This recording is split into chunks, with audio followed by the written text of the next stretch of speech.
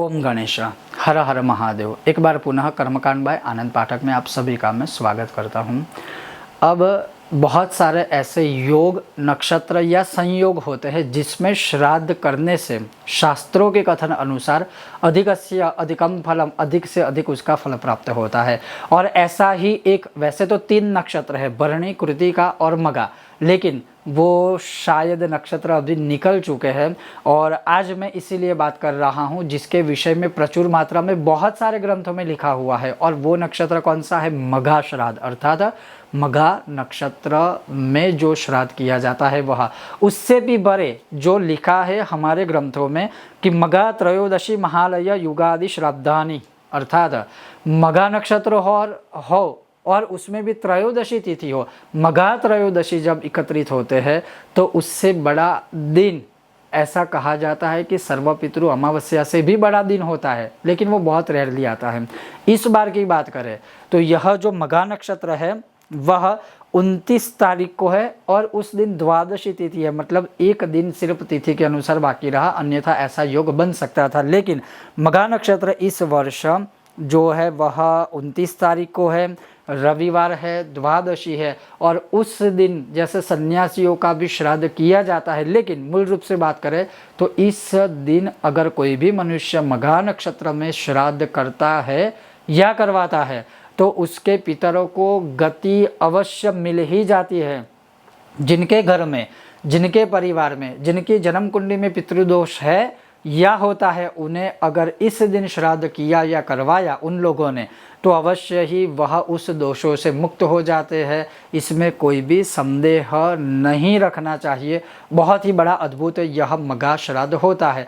अब उसमें क्या करना चाहिए? तो जैसे लिखा हुआ है कि मघा नक्षत्र के दिन या मघा श्राद्ध के दिन अगर आप विशेष रूप से कुछ ना कर पाए तो अपने घर में किसी विद्वान ब्रह्म देवता को बुलाइए और उनके द्वारा जो देव ऋषि मनुष्य पितृ तर्पण है, जिसे नित्य तर्पण भी कहा जाता है, वह तर्पण करवाइए। और उस तर्पण के अलावा अगर जब आप कोई अन्य श्राद्ध करते हो, जैसे नारायण बलि हो गया, पंच बलि हो गया, त्रिपिंडी श्राद्ध आदि हो गया, तो उसमें लिखा है कि जैसे पितृत्रयी है, अर्थात पिता की जो पिछली जो 3 पीढ़ियाँ है जो स्वर्गवास हुआ है जिनका, तो वह होगा। मातृत्रयी है तो माता साइड से जो भी 3 पीढ़ियाँ है पितरों के रूप में, उनके नाम आएंगे। और उसके अलावा जैसे जब तर्पण करते हैं तो फूफा हो गए, बुआ हो गई।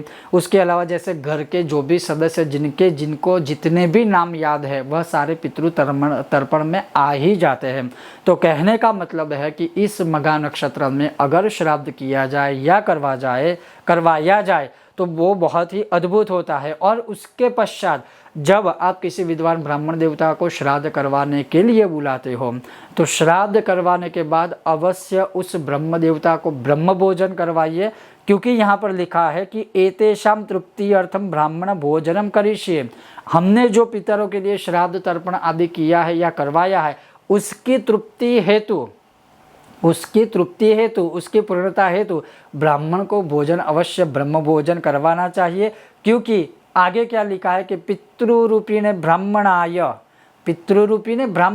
जो वह ब्रह्म देवता आए हैं वह स्वयं ही पितृ स्वरूप में जठराग्नि में आप जो भी उनको भोजन करवाते हो वह आपके पितर ही ग्रहण करते हैं। तो ऐसा शास्त्रों में कथन है। और वह अगर मघा नक्षत्र में किया जाए या करवाया जाए तो उससे बड़ा और अन्य कोई फल शास्त्रों में है ही नहीं।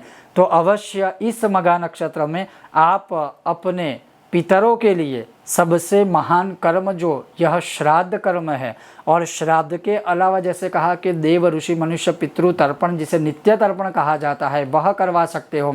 अगर पितरों की अधिक समस्या है, पितृदोष आदि है, तो आप नारायण बलि श्राद्ध करवा सकते हो या फिर पंच बलि श्राद्ध आदि करवा सकते हो।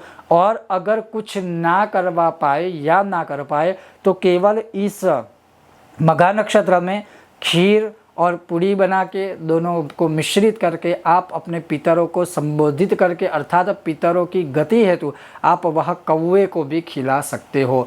ऐसा करने से भी पितर संतुष्ट होते हैं। और यह करना है इस बार 29 सितंबर रविवार के दिन। और समय काल की जो बात है तो वो तो हमने आपको पहले ही कुतप वेला का समय आदि बताया है। इन शॉर्ट में कहे कि ये सारी जो क्रियाएं हैं वह दोपहर के 12:34 से पहले ही पूर्ण कर देनी चाहिए।